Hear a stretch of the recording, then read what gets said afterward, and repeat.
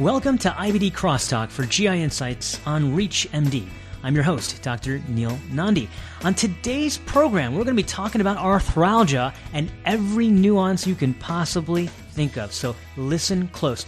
Joining me to discuss how to differentiate the different types of arthritis and arthralgia that affect our IBD patients today is Dr. Monica Schwartzman. Dr. Schwartzman is an assistant attending physician at the Hospital for Special Surgery and clinical instructor in medicine at Weill Cornell Medical College and New York Presbyterian Hospital. She also holds a degree in clinical epidemiology and focused her research in particular in inflammatory bowel disease, associated spondyloarthritis, psoriatic arthritis, and other imaging modalities related to these fields. Monica, welcome to the program. Thanks for having me. I'm excited to be here. Well, we are excited. Pretty much every other clinic patient that I see has at some point had some form of arthralgia, and it's almost eye-opening for them to learn that it could be at all mediated by the gut. So in IBD, we have a mantra, heal the gut, and we hope that extraintestinal manifestations improve. That's not always the case. Can you begin to just kind of give us a recap of how do we distinguish inflammatory arthralgia from non-inflammatory arthralgia? Sure. So as is your clinical experience, and I'm sure many other people's, musculoskeletal manifestations are actually the most common extraintestinal manifestations in IBD. They can occur in up to 60% of patients with inflammatory bowel disease. So it really is quite common. And the range of musculoskeletal disease is also quite wide. And really the first branch point is to assess whether we think that the musculoskeletal disease is inflammatory, so something like a spondyloarthritis, or if it's non-inflammatory, so something maybe mechanical like osteoarthritis or an injury, or something more like fibromyalgia. So I think those are the first big important distinctions to make when assessing musculoskeletal pain in inflammatory bowel disease patients. I think that when it comes to inflammatory arthralgia, that the GIs have some good insights. They know what questions to ask. But when we don't elicit that it's inflammatory arthralgia, I don't know that all of us know what to tell the patient then. We say, go see the rheumatologist. But I'm hoping you could probably elucidate better, how do we pick up if a patient has fibromyalgia or osteoarthritis, these non-inflammatory arthralgias, and what can we do about it for the patient? It's a great question. So I think first tackling the mechanical disease and degenerative disease like osteoarthritis, I think the first question is always, is it injury related? Because that can be eye-opening for a lot of our patients.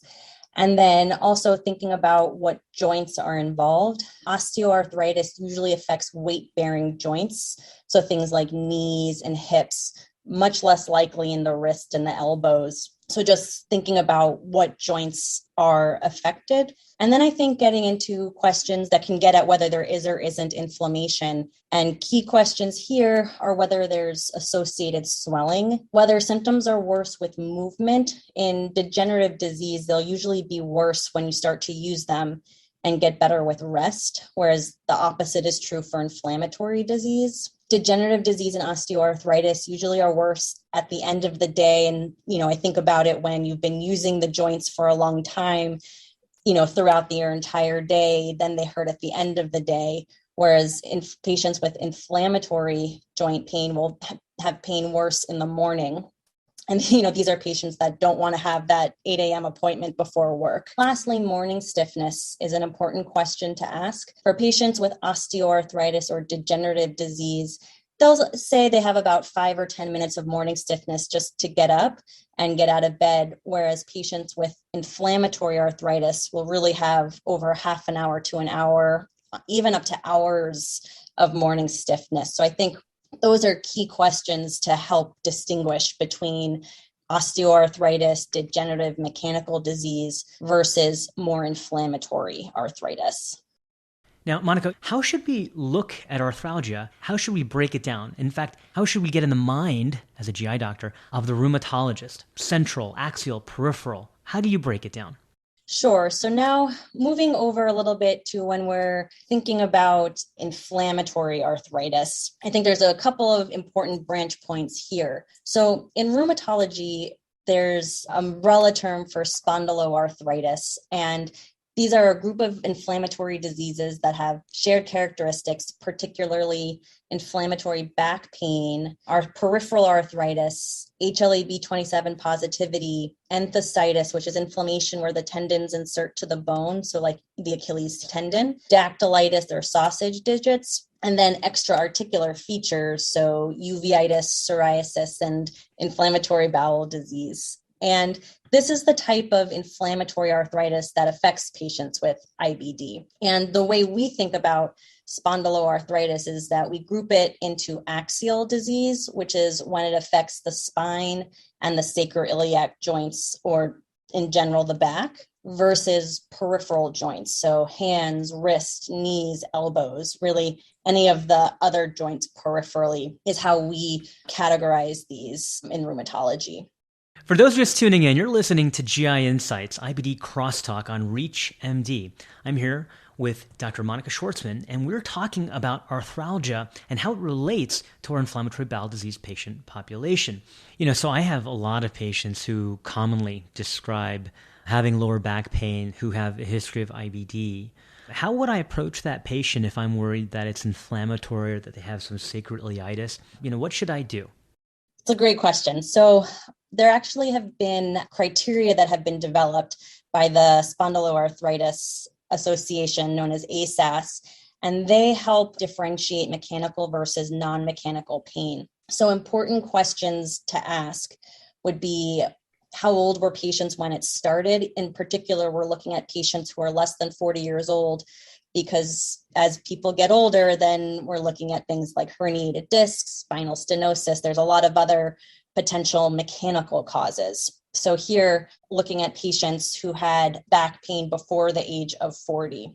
Patients with inflammatory disease tend to have a more gradual or insidious onset. And then important questions to ask are whether it improves with exercise and whether there's no improvement with rest. And then the last question is whether patients have pain at night that improve on getting up. The criteria are, quote, positive if a patient meets 4 out of the 5 questions.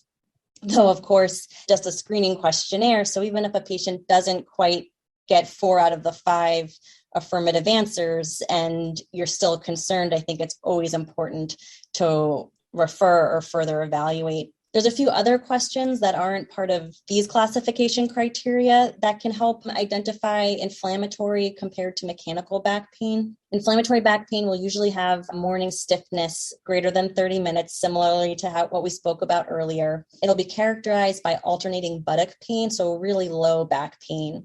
Also, patients might awaken during the second half of the night with pain. And then lastly, we're also looking at pain that lasts for longer than 3 months. So we're getting at pain that's really becoming chronic, not, an acute back injury.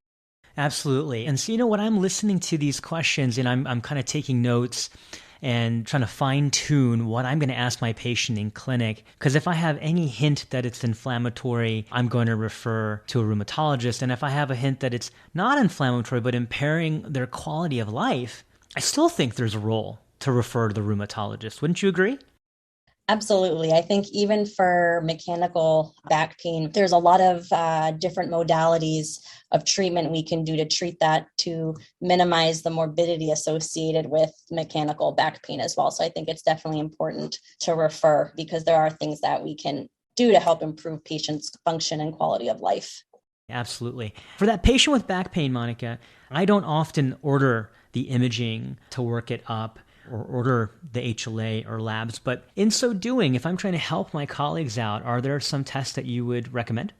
Sure. So I think I actually want to broaden this a little bit to a just short discussion on the spectrum of axial involvement in spondyloarthritis or low back involvement. So I think classically, when anyone thinks of back involvement in inflammatory bowel disease, we think of ankylosing spondylitis. And this is when we see changes on the X-ray in the sacroiliac joint. But there's also another entity which is increasingly being described, known as non-radiographic axial spondyloarthritis, which I know is a bit of a mouthful. But this is where patients have negative X-rays. So we're not seeing sacroiliitis or inflammation of the sacroiliac joint on X-ray, but we do see it on an MRI. of the sacroiliac joints. And this is a really important distinction because it can take, upwards of 7 to 10 years for patients to develop X-ray changes. And MRI actually lets us identify disease at a much earlier time point, which is essential because it will help us prevent more permanent damage.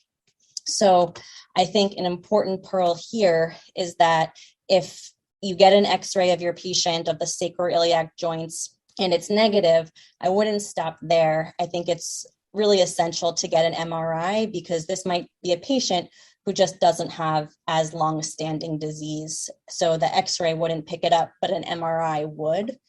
And this is also an important point because I wouldn't think of non-radiographic axial spondyloarthritis, or again, spondyloarthritis that you see on MRI, but not X-ray, as a more benign disease. It has the same disability and disease burden. So I think it's really important that we make sure we pick it up. So I think a good workup here would be, again, starting with an X-ray, but if that's negative, going for an MRI of the sacroiliac joints. No, 100%. And that's actually where I was going with that question. What do we do with the back pain patient that has IBD? Dr. Schwartzman, that's all the time we have for today. I want to thank you for coming on this program and shedding light and your GI insights, if I will. It was wonderful to have you. Do you have any last closing remarks before we end the program? No, I think it's great that we're setting up programs like this to help us both work together and learn from each other and hopefully improve the care of our patients. And that is what it's all about. For ReachMD's IBD Crosstalk, I'm Dr. Neil Nandi. To access this and other episodes in this series, please visit reachmd.com/GI Insights, where you can be part of the knowledge. Thanks for listening.